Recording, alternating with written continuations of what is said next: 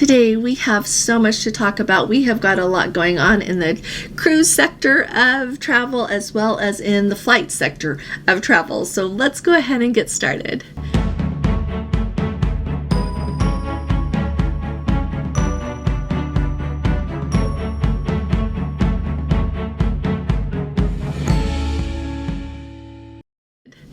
Hi there, this is Allison with Let's Go Travel Tips.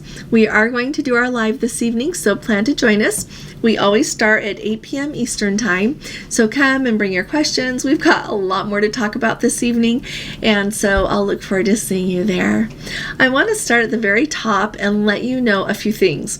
First of all, I'm having a hard time getting this video done today. I've done it 3 times, and it's because I'm trying to get this right without complaining too much, but I also want to let you know what's going on.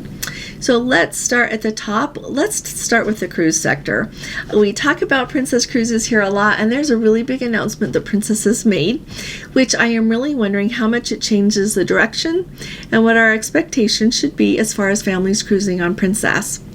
So if you have already heard this story, go ahead and stick with me because I've got a lot to share today. So first of all, Princess Cruises has let us know, made the announcement that the features on Park 19 that they were going to open and have been delayed for several months on the Sun Princess are not going to be opening after all. So if you are new around here, Park 19 is an area on the new Sun Princess that they announced well before the completion of that ship that we're going to be kind of a game changer on Princess.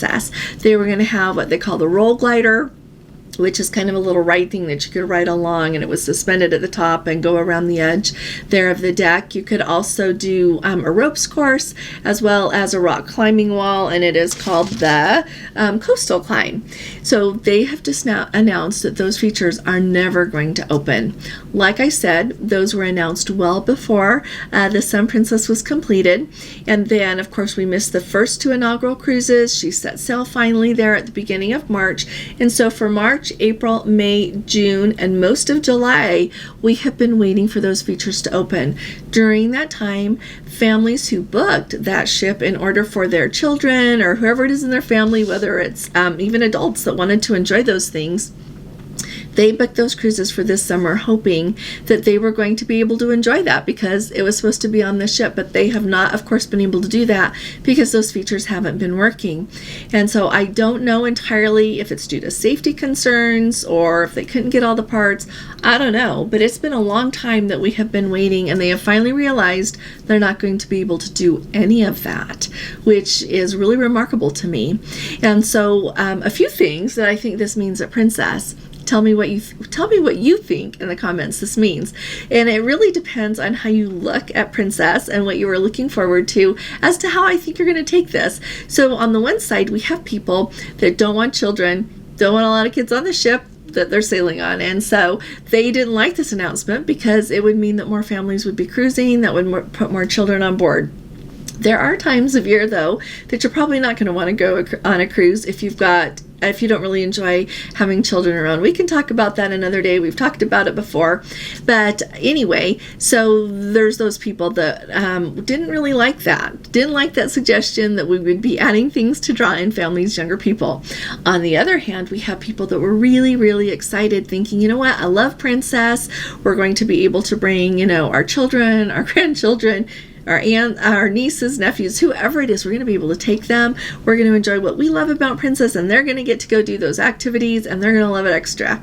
And so now that's not going to be a thing on the Sun Princess.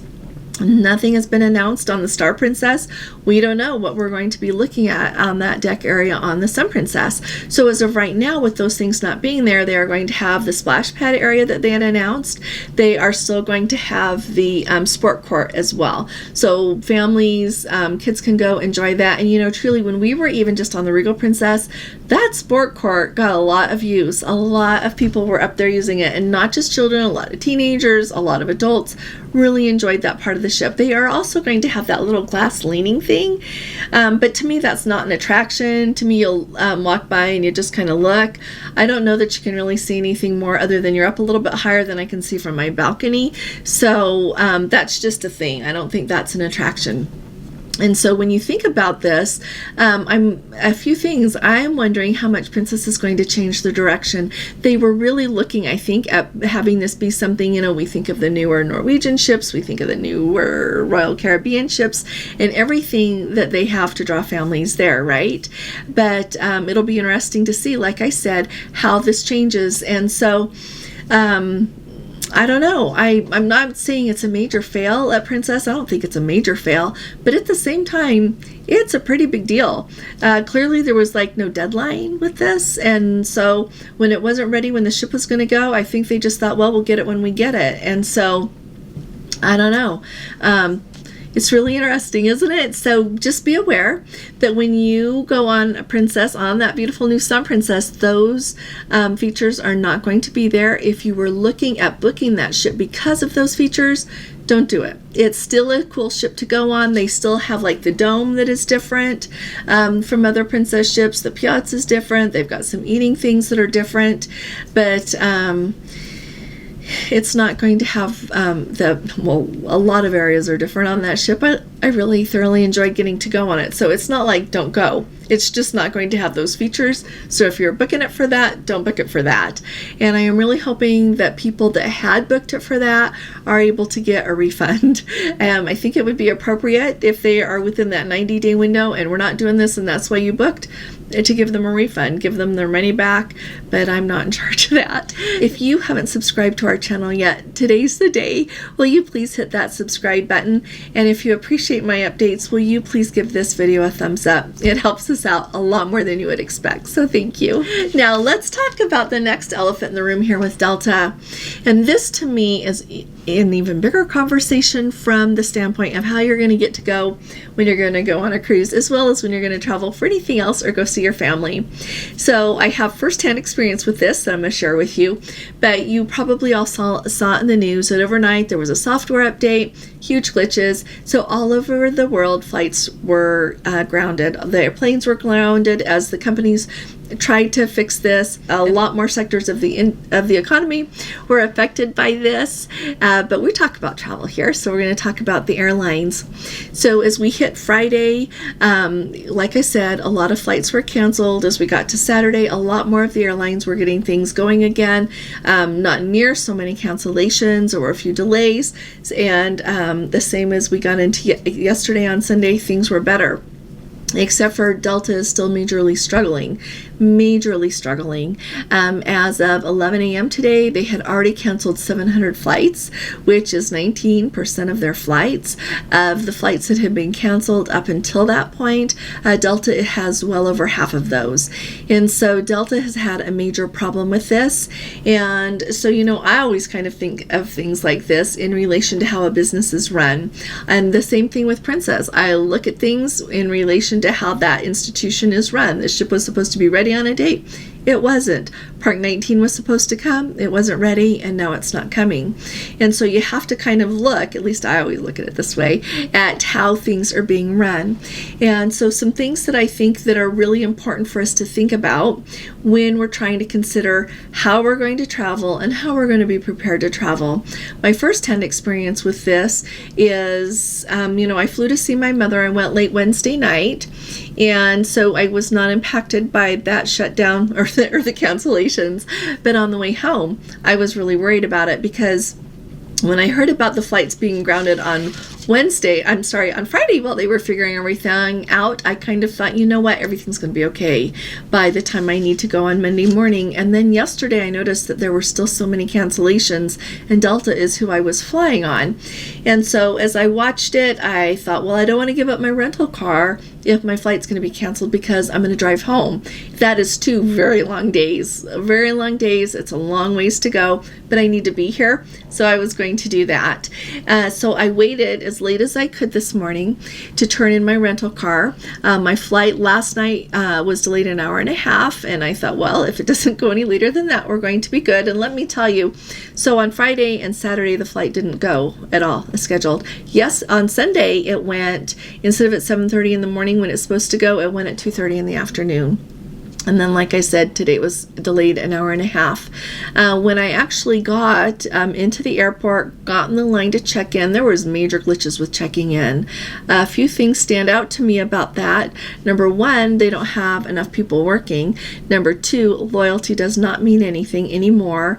Number three, I'm really grateful for the Delta person that came, thought outside the box, and helped the people in line get checked in and made it so that we could go, because things weren't going smoothly. And I think I would probably still be standing there if they hadn't done that. I would have missed the flight, as well as a bunch of people on the airplane.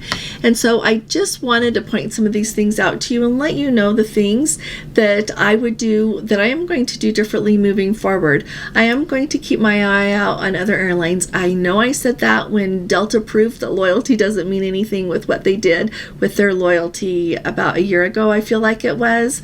But I am going to start doing that better. I am going to get to know things better and take advantage of other airlines. In addition to that, make sure that you've got travel insurance. You can't go without travel insurance. Make sure you know what is actually covered in your travel insurance. Make sure that if you are going to have scheduled trips that you want your money back for, if you can't go on, that you get actually your money back, make sure you've got a policy that gives that back, because there's a lot that don't. They're either going to give you credits with the cruise line or the airline, or you're not going to ever get money back, or there's just all of these ins and outs. So make sure that you actually know what your insurance covers and that you've got it, okay? I'm not going to make suggestions, and I think that it's really important that you do that. Don't trust somebody else to tell you. If people tell you things, ask for a copy, okay, so that you can see it. And then finally, make sure, we've gone over this before, but be careful how you pack. Make sure that you've got medicine with you. Even if you don't want to bother with a carry-on, take a backpack or a carry-on, whatever you need that you can fit your medicine in that you have to have, that you've got a snack in case you are delayed, and a third, that you've got some clothing with you, just even a change of clothes if things take a lot longer than you expect, or you are delayed somewhere, that you've got what you need to be okay for a day or two or three. And I think that that's really important, and putting that out there. And then the last thing that I can really think of is that, some things, and this is maybe the most important, some things in life don't go smoothly. I'm going to talk to you about that again tomorrow, as far as how things can go on a cruise or on another trip. But you have to keep perspective. And I know that traveling is really expensive. I know we get really excited about it, but sometimes things don't go smoothly, and you have to keep perspective. You can't give up, and you can't always expect that someone will make everything right as far as an employee of a company or as far as anything else, because sometimes things are just the way they are, and we have to step back, be grateful for what we do have, and have enough spunk to try again. So I look forward to hearing from you all in the comments. I look forward to seeing you here tomorrow, as well as this evening, because we're going to continue this conversation, and I'll be talking to you all again really soon. You all take really good care. God bless you. Love you. Bye-bye.